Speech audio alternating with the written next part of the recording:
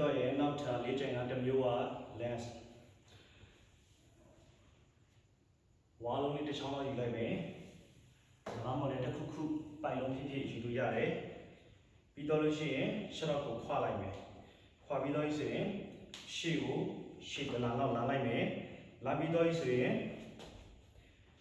အနောက်ကရှေ့တော့ကခြေလာထောက်ထားမယ်ရှေ့တော့ကတက်တက်လေးပဲအောက်ကကြမ်းကိန်းနဲ့ကနေအောင်ထားမယ်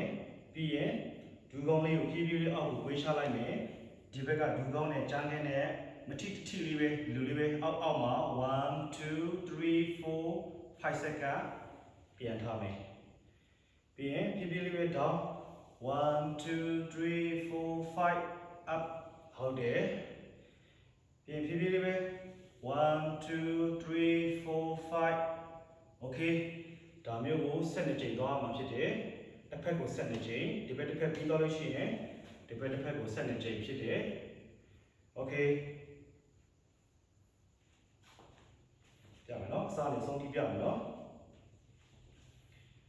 ဒီကောင်းလေးကိုဖြည်းဖြည်းလေးတွေးချမယ်ခန္ဓာကိုယ်လေးရှေ့နည်းနည်းလေးကိုင်း1 2 3 4 5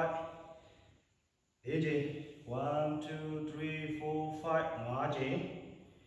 1 2 3 4 5 6ကြိမ်1 2 3 4 5 9ကြိမ်1 2 3 4 5 8ကြိမ်1 2 3 4 5 9ကြိမ်1 2 3 4 5 10နောက်ထပ်2ကြိမ်1 2 3 4 5 7 let's work 1 2 3 4 5 okay 7ကြိမ်ဖြစ်တယ်